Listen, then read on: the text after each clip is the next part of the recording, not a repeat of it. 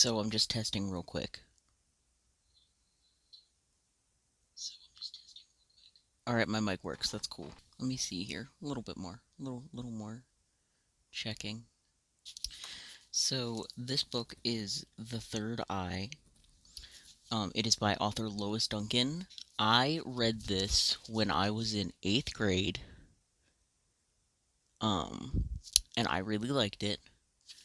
Um, I do believe it has some romance in it, some mystery.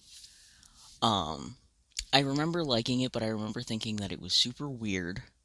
And that is why when I purchased like some books on thrift books a while ago, I wanted to buy it so I could read it again. Let me read the thingy on the back. Whew, okay. It says, when Karen closes her eyes, the visions come. Through time and space, Karen sees a place where stolen children sleep. She would rather forget these frightening visions, but when a young policeman asks for her help finding kidnapping victims, she has no choice. She has to use her second sight, or the children may never go home again. Um, yeah, yikes. Okay.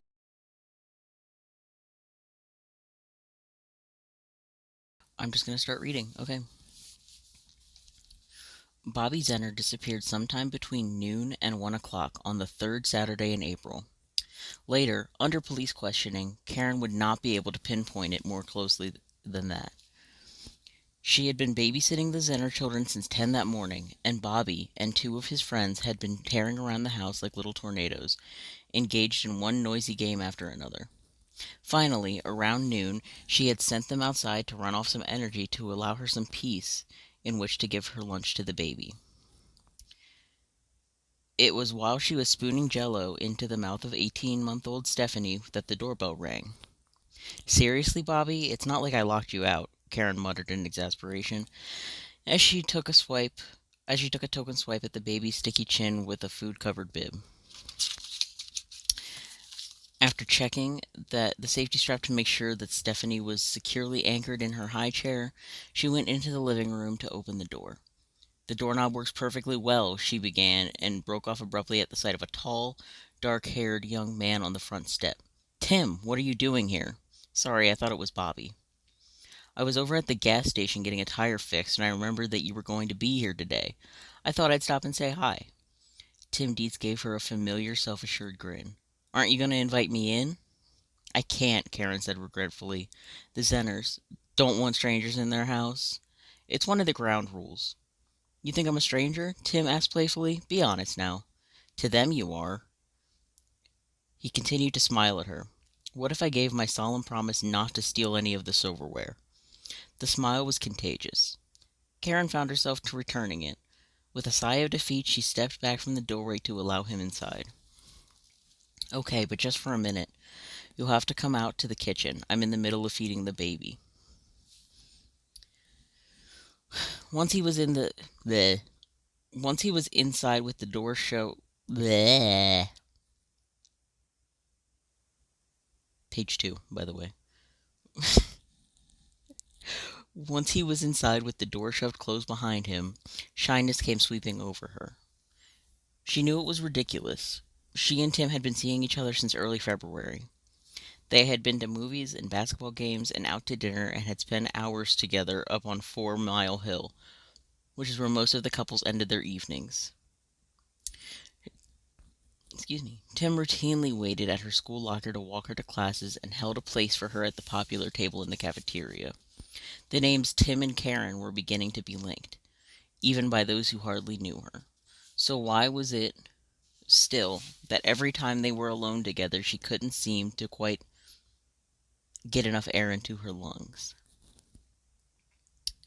Hoping Tim wouldn't notice her breathlessness, Karen led the way into the kitchen where Stephanie was entering that where Stephanie was entertaining herself by squeezing jello in between her fingers. The tray of the high chair held a cherry-colored pool of melted gelatin, and the bowl lay upside down on the floor. Tim regarded the scene quizzically. Who is this charming creature? Does she do this often? She's Stephanie Zenner, and she does it all the time. Karen detached the tray and carried it over to the sink. She's a darling, but you can't turn her back on her. Is the other one this bad? Bobby? He's 7, so he doesn't make the same kind of messes. The problem with him is that he's too old to tie into a chair. He takes off running when he gets up in the morning, and he doesn't stop until he keels over at night. How do you stand it? Tim asked. I'd go nuts. Oh, it's not that bad. I like kids. I work at the Heights Daycare Center in the summers. I always used to wish I had a brother or sister. Karen picked up a dish towel and held it under the faucet. Once, when I was about 5, my mother told me I was going to get a baby for Christmas.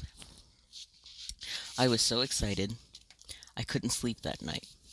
On Christmas morning, I went rushing down to look under the tree, and what do you know that was sitting there? A doll.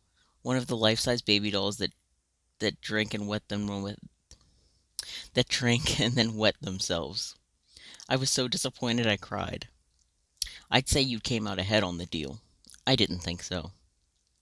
She wrung out the towel and went back to the chair to wash off Stephanie. Tim moved to stand behind her, slipping his arms around her waist. Your hair smells good, like flowers. It's a new shampoo, Karen said inanely. It's supposed to give extra body. Your body's good enough for me the way it is. Karen drew a shaky breath. I'm happy to hear that, but you shouldn't be telling me about it right now. I've got to get Stephanie down for her nap. Tim brushed his lips along the back of her neck just below the hairline. Turn around, he demanded huskily. Not here, Tim, please. We're not out on a date. The Zenners are paying me. Oh god, I don't want to read that word. Chill out, I'm not trying to molest you or anything. All I want is a hello kiss. He raised his hands to her shoulders and turned her so she was facing him. What's all this don't touch me stuff all of a sudden? Are you afraid the baby's going to tattle? This is the days before Alexa and stuff, I guess, and cameras. Anyway, of course not, Karen said. It just makes me nervous to think about making out in somebody else's house. Bobby could come bursting in at any moment. Big deal. So Bobby finds out that his sister has a girlfriend or sitter. Tim started to pull her against him, then abruptly released her as the soaked dish towel, which had become sandwiched between them, sent a flood of water streaming down his shirt front. Why did I say it like that? He snatched up the towel and hurled it angrily in the direction of the sink. Get that disgusting thing out of here. Stop playing games. I don't like this man. I'm not playing games, Karen said unsteadily. You shouldn't have grabbed me like that. I thought you'd be happy to see me. I was, Karen said. I mean, I am. You've got a funny way of showing it. Not here, Tim, please, like I'm asking you to do something criminal. I didn't mean it like that, Karen said. Can't it wait until tonight? We do have a date, don't we? I don't know, do we? Maybe you'd rather go out with someone who turns you on more. Tim, don't be like this. How do you expect me to be? A guy tries to kiss his girlfriend and she acts like he's some sort of sex fiend? What's he supposed to do, feel flattered? Karen turned back to the baby. I'm sorry, but I can't help it. It's the Zenner's house. I shouldn't have even let you in. You don't need to worry. I'm going. I'll leave you to your peace and purity. Have a blast with your little angels. Thanks, I intend to. Biting down on her lower lip to keep it from trembling, Karen busied herself with unstrapping the baby. She clung to her self-control until she heard the front door slam, and then, as she had been afraid would happen, her eyes filled with tears. She swiped at them angrily with the back of her hand. How could she let herself get this upset over such a stupid argument? She had been right. She knew that, and Tim must also. When you were right about something, you should stick to your guns, shouldn't you? But what if I've lost him? The words sprang into her mind so quickly. It was as if they had been lurking just beneath the edge of her consciousness. What if he doesn't show up tonight? What if I never go out with him again? Which was absurd, of course. All couples had arguments. It was on television every day. It was normal to have such small spats and then make up after them. Some of the girls on those reality TV shows even seemed to think it was fun. But those girls were usually so self-confident that they never worried about anything. They shuffled their stacks of lovers as though they were playing cards, secure in the fact that if they lost one hand, they would be dealt another. They didn't have the slightest idea what it would be like, what it was like to be a high school senior and never in your life have anyone be in love with you. It's unnatural, Karen's mother had observed accusingly. When I was your age, I was out at parties every weekend. People don't have parties these days. Karen had told her. "They just hang out." "Don't be smart with me. Whatever they call it, you ought to be with them. There's no reason for you to be spending so much time by yourself. If you just make a little effort to socialize." "I don't want to socialize." That had been a lie. She had not realized how much of one, however, until that day in the cafeteria when Tim Dietz had stood in the line behind her and made a joke about the amount of ketchup she was taking for her hamburger. As they left the counter, he had fallen into step beside her and said, "Look, there's some empty seats over there." They had eaten together, and he had asked her about an upcoming English test. Which poems did they have to study? Did she understand them? How many stanzas were they supposed to memorize? He had commented on her sweater. "Brown-eyed blondes look good in green."